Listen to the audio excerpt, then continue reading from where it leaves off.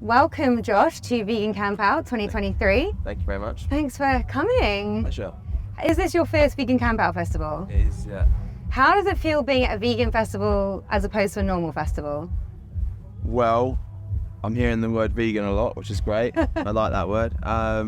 Yeah, we've already been here for like 10, 15 minutes, but already getting the sense that it's very much, it's got its own little thing going on, which I'm into, yeah. It's got a nice Same vibe. Yeah, I hate using the word vibe, but it can really sum up exactly what I want to say. It's so, yeah, true. It's got a nice vibe. It does. There you go, yeah. Don't worry, you don't sound like a douche saying vibe. You don't. Got away with it just about. So as you're vegan, right? How long have you been vegan for? About 8 years now, I think. Okay, wow, that's longer than me. That keeps happening today. No, it's not a competition. It isn't, you're right. If it was, I'm winning. You are, this is true. Were you vegetarian first or did you just It's like pescatarian, then vegetarian, and then vegan.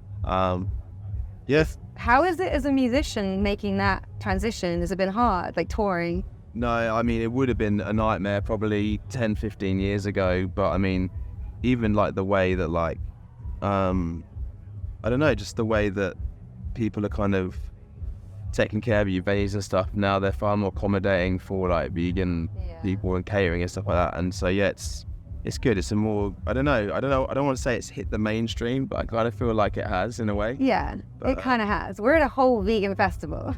Yeah, it's pretty interesting. I mean, that itself is an interesting sentiment, isn't it? Right. Yeah. Are other members of the band vegan as well, or vegetarian, or? Matt is a vegetarian, and I think we're not like, none of the dudes are like heavy Okay, into eating meat. Really. so you could take them to a vegan restaurant, they'd be up for Oh, it. they'd be separate, and they're always very worried that when we're going out, they're like, well, what's Josh going to have, which is nice. Oh, that's cute. Yeah, they're very thoughtful in that sense. Is that the same for all over Europe? Well, all over the world, because you guys play everywhere, right? Like you tour all over the world. Has it been hard, particularly in certain countries as opposed to others? I remember when we went to South Korea, Okay. there's a thing called like the Loving Hut. I don't know. Yeah. And it was like, then because we're in a place called Instrument, which is basically like, you go to a restaurant, like, have you got anything that's this? And like, oh, you eat fish? Like, no. Yeah. Oh, you're right. No, it's this. So yeah, anyway, I ended up getting I lived off like Pringles for like the first 2 or 3 days I was there, and eventually found this through the Happy Cow, found the Loving Hut.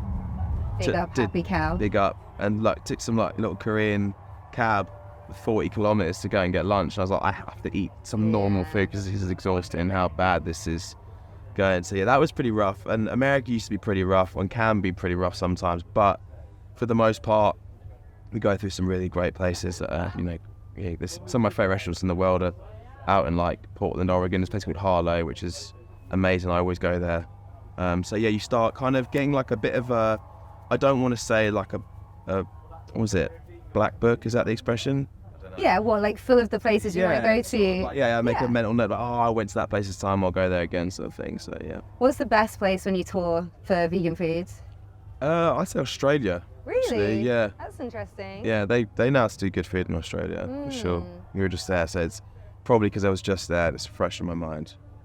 I know that you haven't had long to walk around the festival, but we have loads of food, tons. I know we were just talking about this, but there are lots of options. What would you like when you step out there to go and see? If you could eat anything right now, vegan something, obviously. I've not been able to really find like a great vegan Chinese place. Oh, we have one here. So yeah, I'd probably do that. But yeah, when we were speaking before off camera, you said that what the pit was here. Like, I'm from Brighton, so I live in Brighton, so I'm not from Brighton. I know where they get like, if you say you're from Brighton, you're not from Brighton. Yeah. So yeah, trying to become a Brightoner or whatever. Yeah, what the pit is obviously over there, and yeah, I love that place. I always go there. There's Happy Mackie, which is also from Brighton. Yeah, the vegan sushi. Yeah. See, if I'd known this, I wouldn't have got what the pit. I would have got Happy I Mackie. don't think we saw it yet. No, okay, I got time. Yeah, All right, sweet. got time. Good. Happy Mackie is so good. Yeah, I love that place. I forgot about that earlier, sorry. Yeah. No. There's a good vegan Chinese though as well, which is great. So like there is tons of options. And I feel like you and me, we go to like Reading Festival, Leeds Festival, you play all these festivals. There's not that many options. Usually it's better, but being able to walk out there and see like I don't know how many options, 50 options out there or something.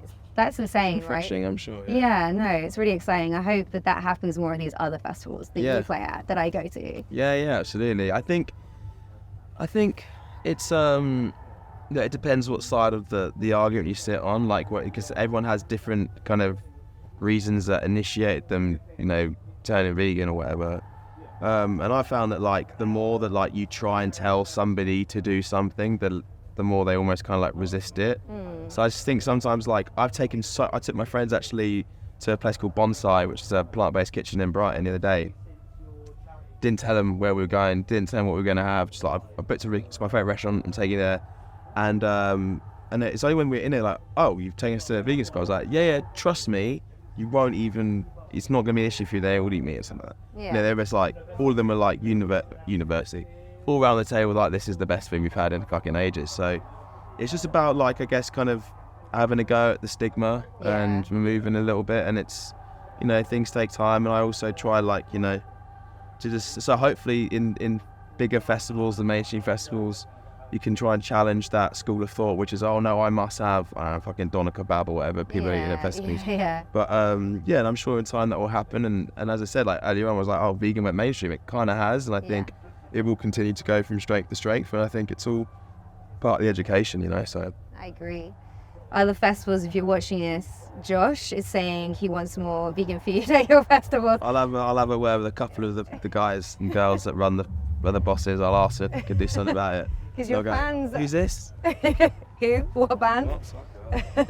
Thank you so much for chatting to me. You're welcome. Thank you. I'm so excited to see you DJ in a little bit at Vegan Campout. Yeah, thank you. Can't wait. Peace out. Cheers.